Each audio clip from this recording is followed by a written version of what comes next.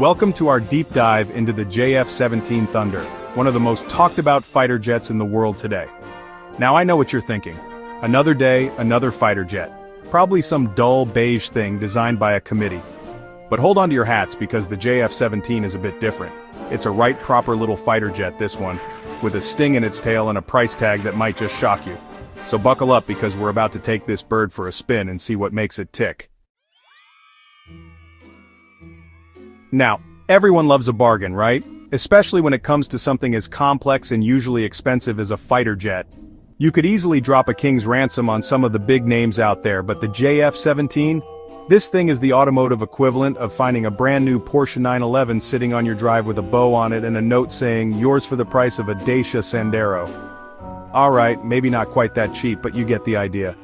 The base model JF17 will only set you back a paltry $25 million. Now I know what you're thinking, only $25 million? That's still a lot of money, and yes it is. But compared to the competition, it's an absolute steal.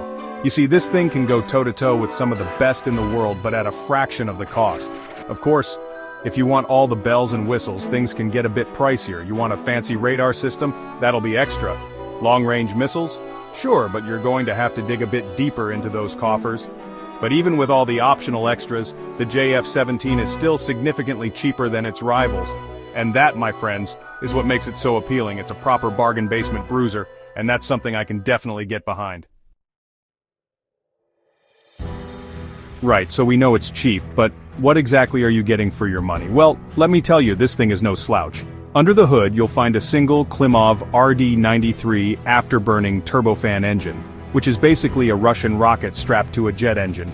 It gives the JF17 a top speed of Mach 1.6, which is nothing to be sniffed at, but speed is just one part of the equation. This thing is also packing some serious heat.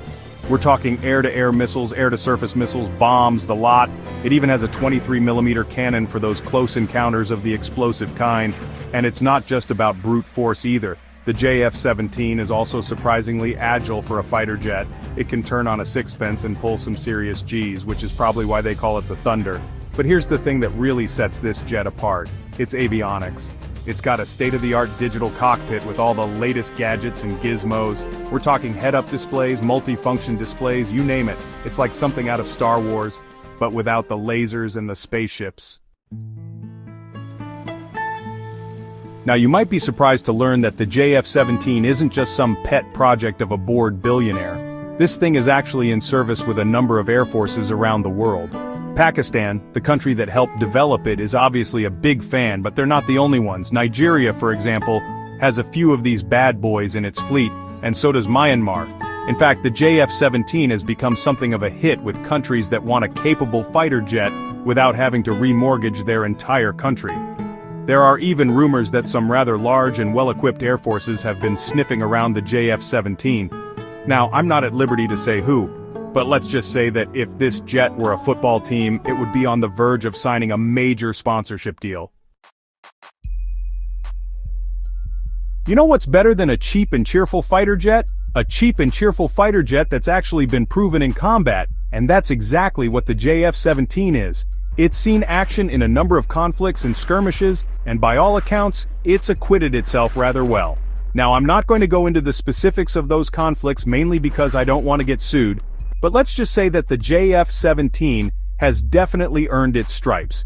It's been used in both air-to-air and air-to-ground roles, and it's proven to be a capable and reliable platform. In fact, some experts believe that the JF17 could even give some of the more established fighter jets a run for their money. And that, my friends, is what makes this such an intriguing aircraft. It's a budget-friendly fighter jet that can actually hold its own in a fight. Who knows? Maybe one day we'll see the JF17 squaring off against the big boys in a Top Gun-style dogfight. Now wouldn't that be something? So, there you have it. The JF17 Thunder.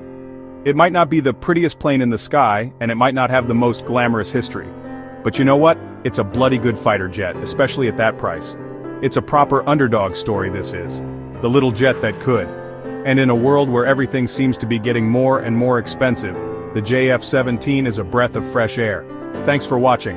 If you enjoyed this video, don't forget to like, subscribe, and hit the bell icon for more fascinating insights into the world of aviation.